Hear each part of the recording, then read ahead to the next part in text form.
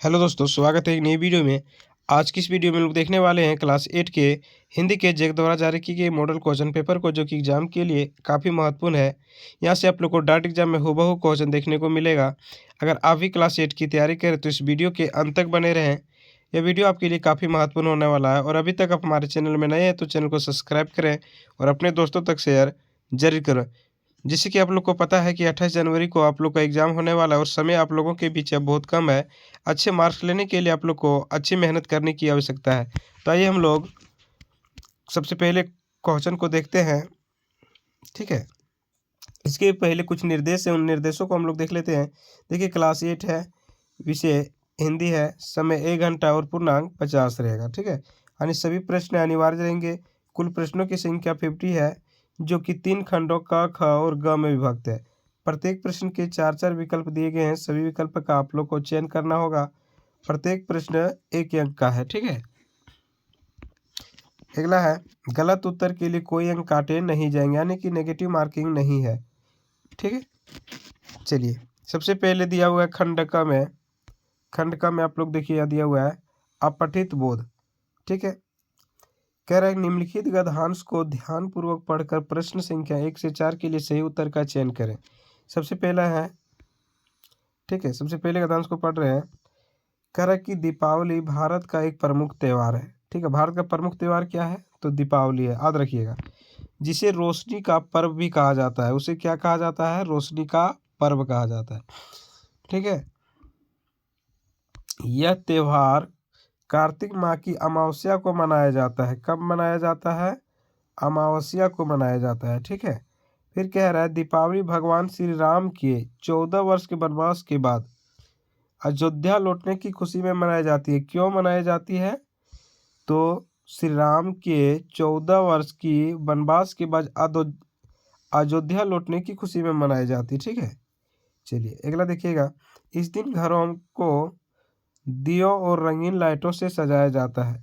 किससे सजाया जाता है? दियों और रंगीन लाइटों से सजाया जाता है। ठीक है, नेक्स्ट देख है, लोग अपने घरों की सफाई करते हैं और नए कपड़े पहनते हैं। ठीक है, स्वाद तथा स्वादिष्ट व्यंजनों का आनंद लेते हैं। अब इससे रिलेटेड हम लोग क्वेश्चन को देखते हैं। सबसे पहला क्या है, रोशनी का पर्व किस भारतीय त्यौहार को माना जाता है? रोशनी का पर्व किस भारतीय त्यौहार को माना जाता है? तो किसको माना जाता है? दीपावली का। इसका सही उत्तर हो जाएगा option number A, Deepawali. Question number 2 कह रहा है दीपावली किस महीने में मनाई जाती है? दीपावली किस महीने में मनाई जाती है? भाद्रपद, कार्तिक, चैत्र और माघ। ठीक है, तो इसका सही उत्तर हो जाएगा ऑप्शन नंबर बी, कार्तिक में। ठीक है, क्वेश्चन नंबर 3। क्वेश्चन नंबर 3 में है दीपावली का त्यौहार किस घटना की खुशी में मनाया जाता है? तो अभी हमने पढ़ा, ठीक है, भगवान श्री राम की अयोध्या लौटने की खुशी में मनाई जाती है। क्वेश्चन नंबर 4, कौन 14 वर्षों के वनवास में थे? तो 14 वर्षों के वनवास में कौन थे? भगवान श्री राम। तो इसका सही उत्तर हो जाएगा राम। ठीक है, नेक्स्ट देखते हैं हम लोग। नेक्स्ट कह रहा है कि निम्नलिखित पदांश को ध्यान पूर्वक पढ़कर प्रश्न संख्या 5 से 8 के लिए सही उत्तर का चयन करें।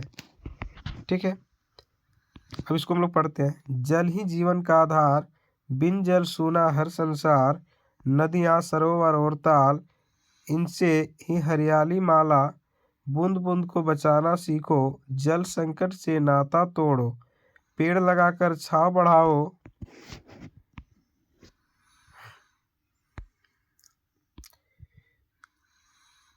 क्या है? जल संकट से नाता तोड़ो, पेड़ लगाकर छांव बढ़ाओ, धरती का श्रृंगार सजाओ। ठीक है, अब इससे रिलेटेड हम लोग क्वेश्चन को देखते हैं। कह रहा है पदांश में जल को किसका आधार बताया गया है? धन का, जीवन का, शिक्षा का, संस्कृति का। तो सही उत्तर हो जाएगा जीवन का। क्वेश्चन नंबर 6 कह रहा है किसके बिना संसार सूना है? तो जल के बिना संसार सूना है।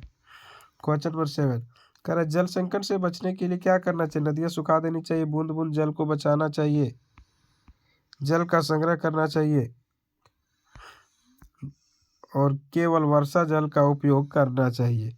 ठीक है, तो इसका सही उत्तर हो जाएगा ऑप्शन नंबर बी, बूंद बूंद जल को बचाना चाहिए, यानी कि हमें व्यर्थ जल का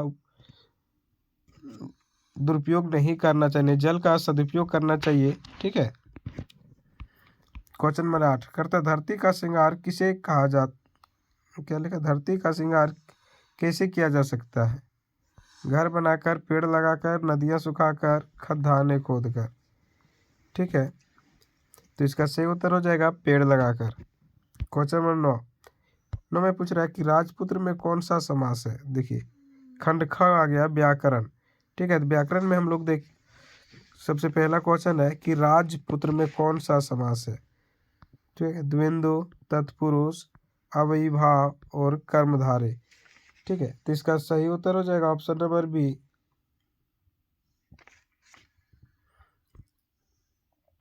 क्वेश्चन नंबर 10 कह रहा है आशा शब्द का विलोम क्या है? आशा। ठीक है, इसका विलोम यानी इसका ऑपोजिट क्या हो जाएगा? निराशा, हताश, उत्साह और परिश्रम। तो इसका सही उत्तर हो जाएगा निराशा, ऑप्शन नंबर ये। क्वेश्चन नंबर 11 कह रहे विद्यालय का संधि विच्छेद क्या होगा?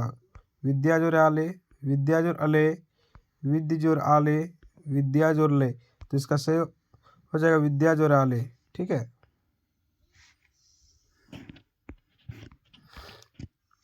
क्वेश्चन नंबर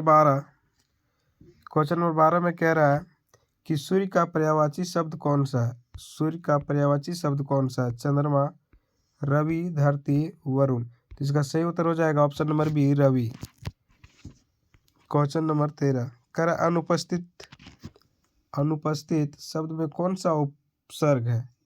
अनु, अन, उप और यप। ठीक है, तो 13 का हो जाएगा ऑप्शन नंबर ये, अनु। क्वेश्चन नंबर 14 कह रहे 9 2 11 होना मुहावरे का सही अर्थ क्या है? 9 2 11 होने का सही अर्थ क्या है? तो भाग जाना इसका होता है। क्वेश्चन नंबर 15 कह रहा पंकज का क्या अर्थ हो सकता है? चंद्रमा, सूरज, कमल, तारा। ठीक है, तो इसका सही उत्तर हो जाएगा ऑप्शन नंबर सी, कमल। क्वेश्चन नंबर 16 में कह रहा है नायक का स्त्रीलिंग रूप क्या है? नायिका, नायकी, नायकानी और नायिका। ठीक है, तो इसका सही उत्तर हो जाएगा नायिका। क्वेश्चन नंबर 17 कह रहा है गंगा नदी बहुत पवित्र है, इस वाक्य में जातिवाचक संज्ञा शब्द कौन सा है? जातिवाचक संज्ञा शब्द कौन सा है? गंगा, नदी, पवित्र और बहुत। ठीक है, तो इसका सही उत्तर हो जाएगा नदी। क्वेश्चन नंबर 18 कह रहा है उसने मुझसे मदद मांगी, उसने मुझसे मदद मांगी। इस वाक्य में उसने कैसा शब्द है? संज्ञा, क्रिया, सर्वनाम और कर्म। ठीक है, तो इसका सही उत्तर हो जाएगा सर्वनाम। करेक्ट आंसर हो जाएगा ऑप्शन नंबर सी। 19 में कह रहा है तुम बहुत अच्छा गाते हो, तुम बहुत अच्छा गाते हो वाक्य में कौन सा शब्द क्रिया का बोध करता है? तुम बहुत गाते अच्छा। तो इसका सही हो जाएगा ऑप्शन नंबर सी, गाते। क्वेश्चन नंबर 20 कह रहा है कि वाक्य में संख्यावाची विशेषण शब्द का चयन करें। वह एक समझदार लड़का है, वह लड़का समझदार एक। ठीक है, तो बोल रहा है विशेषण यानी कि विशेषता की बात दिखा रहा है, समझदार। लड़का कैसा है? तो समझदार है। ठीक है, तो इसका सही उत्तर हो जाएगा ऑप्शन नंबर सी, समझदार।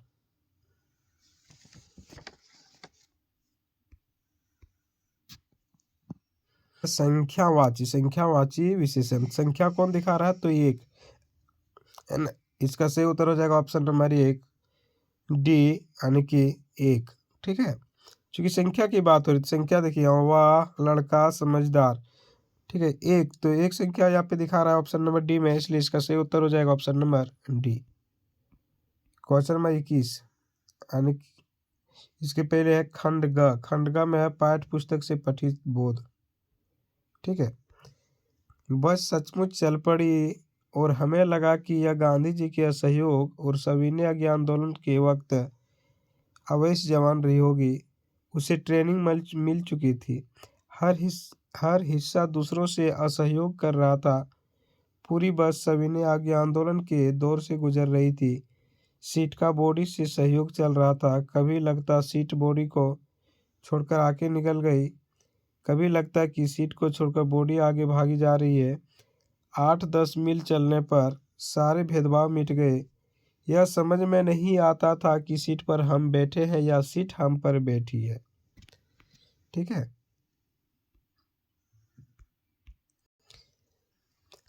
अब इसे रिलेटेड क्वेश्चन को देखते हैं। कह रहा है उपरोक्त कथांश में गांधी जी के किस आंदोलन का वर्णन है? असहयोग आंदोलन, सविनय आज्ञा आंदोलन, ए और बी भारत छोड़ो आंदोलन। ठीक है, तो इसका सही उत्तर हो जाएगा ऑप्शन नंबर सी, ए और बी दोनों। ठीक है। अगला क्वेश्चन है कि प्रस्तुत कथांश किस पाठ से लिया गया है? तो यह जो लिया गया है बस की यात्रा से लिया गया। ऑप्शन नंबर बी सही उत्तर हो जाएगा। क्वेश्चन नंबर 23 कह रहा है कि कथांश में सीट और बॉडी के सहयोग से क्या संकेत मिलता है? दोनों के बीच कोई तालमेल नहीं था, सीट हमेशा बॉडी के साथ रहती थी, सीट और बॉडी एक दूसरे से प्रेम करते थे, सीट और बॉडी मिलकर रास्ते पर चल रहे थे। ठीक है, तो इसका सही उत्तर हो जाएगा ऑप्शन नंबर ये, दोनों के बीच कोई तालमेल नहीं था। Question number 24। ठीक है, क्वेश्चन नंबर 24 में कह रहा है कि गद्यांश में 8-10 मील चलने पर किसका उल्लेख किया गया है? रास्ते के भेदभाव मिटने का, बस की गति का बढ़ने का, गांधी जी के आंदोलनों का परिणाम, सीट और बॉडी के जुड़ने का।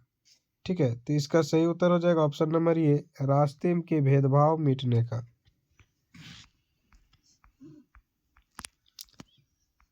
नेक्स्ट है, कह रहा है निम्नलिखित पदांश को ध्यानपूर्वक पढ़ कर प्रश्न संख्या 25 से 28 के लिए सही उत्तर का चयन करें। ठीक है, तो कह रहा है चाह नहीं मैं सुरबोला के गहनों में गूथा जाऊं, चाह नहीं प्रेमी माला में बिंद प्यारी को ललचाऊं, चाह नहीं सम्राटों के शव पर हे हरि डाला जाऊं। अगला है, चाह नहीं देवों के सिर पर चढ़ूं, भाइक पर इठलाऊं, मुझे तोड़ लेना वनमाली, उस पथ पर देना तुम फेंक, मातृभूमि पर शीश चढ़ाने जिस पथ जावे वीर अनेक। ठीक है, तो कह रहा है प्रस्तुत कविता के कवि कौन है? प्रस्तुत कविता के कवि कौन है? रामनरेश त्रिपाठी, हरिवंश राय बच्चन, माखनलाल चतुर्वेदी और निर्मला पुतुल। ठीक है, तो इसका सही उत्तर हो जाएगा option number C, Makhanlal Chaturvedi. Question number 26 कर उस पथ में देना तुम फेंक में कवि किस पथ की बात कर रहे हैं? सम्राटों का पथ, युद्ध के पथ, वीरों का पथ, प्रेमी माला का पथ। ठीक है, तो इसका सही उत्तर हो जाएगा ऑप्शन नंबर सी, वीरों के पथ। क्वेश्चन नंबर 27 कह जिस पथ पर जावे वीर अनेक से कवि किस पथ का उल्लेख कर रहा है? ठीक है, यानी कवि का कहना है कि जिस पथ जावे वीर अनेक, ठीक है, तो उससे किस पथ का उल्लेख कर रहे हैं? सम्राटों का पथ, शहीदों का पथ, प्रेमियों का पथ, युद्ध में शहीद होने का पथ। ठीक है, तो उसका सही उत्तर हो जाएगा ऑप्शन नंबर बी, शहीदों के पथ। क्वेश्चन नंबर 28 का प्रस्तुत कविता का मूल भाव क्या है? मातृभूमि की सेवा, सम्राटों की सेवा, प्रेमी सेवा, उपयुक्त सभी। तो इसका सही उत्तर हो जाएगा ऑप्शन नंबर ये, मातृभूमि की सेवा। क्वेश्चन नंबर 29 कह रहा है छोटा जादूगर अपनी माँ के लिए क्या ले जाना चाहता था? मिठाई, दवा, पथ्य और साड़ी। ठीक है, तो इसका सही उत्तर हो जाएगा ऑप्शन नंबर सी, पथ्य। क्वेश्चन नंबर 30 कह रहा मित्रता पाठ के लेखक कौन है? रामचंद्र शुक्ल, जयशंकर प्रसाद, प्रेमचंद और ज्ञान रंजन। ठीक है, तो इसका सही उत्तर हो जाएगा ऑप्शन नंबर ए रामचंद्र शुक्ल। क्वेश्चन नंबर 31 कह रहा है पूर्व चलने के बटोही बाट की पहचान कर ले। इसमें बटोही किसे कहा गया है? कवि, पार्थिक, विद्यार्थी, शिक्षक। ठीक है, यानी पूर्व चलने के बटोही बाट की पहचान कर ले। इसमें बटोही किसे कहा गया है ना, तो इसका सही उत्तर हो जाएगा ऑप्शन नंबर बी पर। ठीक है, पथिक को। क्वेश्चन नंबर 32 में कह रहा है कि लेखक के भाई साहब उनसे कितने साल बड़े थे? लेखक के भाई साहब उनसे कितने साल बड़े थे? 2 साल, 4 साल, 3 साल और 5 साल। तो इसका सही उत्तर हो जाएगा ऑप्शन नंबर डी 5 साल। क्वेश्चन नंबर 33 कह रहा है लेखक और उसके बड़े भाई कहाँ रहते थे? घर में, नानी घर में, हॉस्टल में और किराए के घर में। तो इसका सही उत्तर हो जाएगा ऑप्शन नंबर सी हॉस्टल में। क्वेश्चन नंबर 34 कह रहा है अशोक का शस्त्र त्याग कैसी रचना है? नाटक, कहानी, एकांकी और निबंध। ठीक है, तो इसका सही उत्तर हो जाएगा ऑप्शन नंबर सी एकांकी। क्वेश्चन नंबर 35 कह रहा है सम्राट अशोक ने किस राज्य पर चढ़ाई की थी? मगध, बोधगया, पाटलिपुत्र और कलिंग। पाटलिपुत्र और कलिंग। तो इसका सही उत्तर हो जाएगा option number D Kalinga.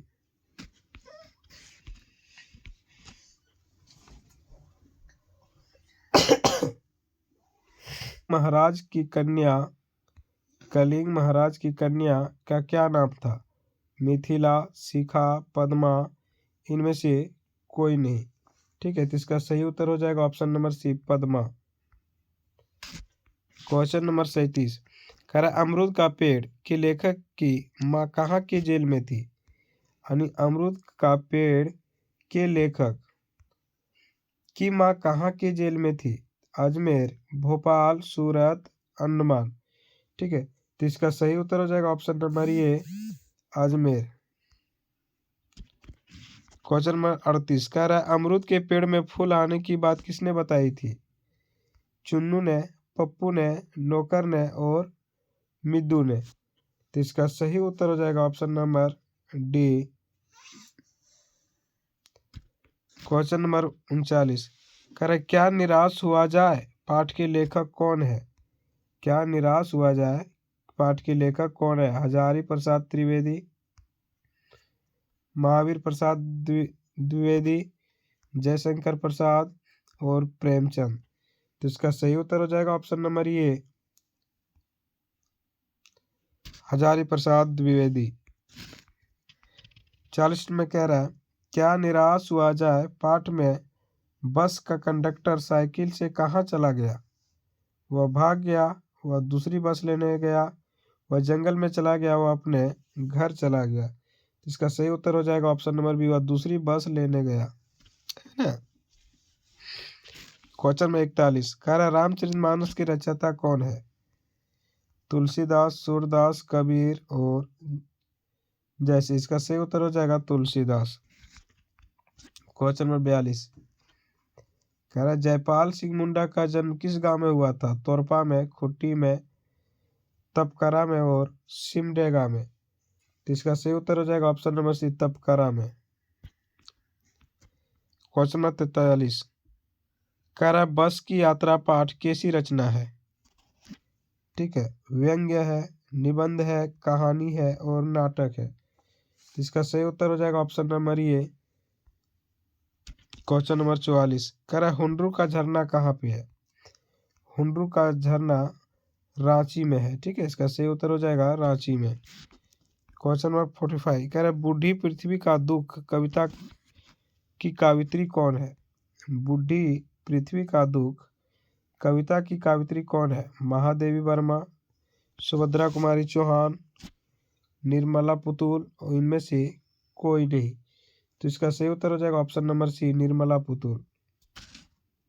Question number 46 कह रहा काशी विश्वविद्यालय में प्रवेश करते ही दाईं तरफ क्या है? काशी विश्वविद्यालय में प्रवेश करते ही दाईं तरफ क्या है? सर सुंदरलाल अस्पताल, महिला विद्यालय, पार्क और जिम खाना।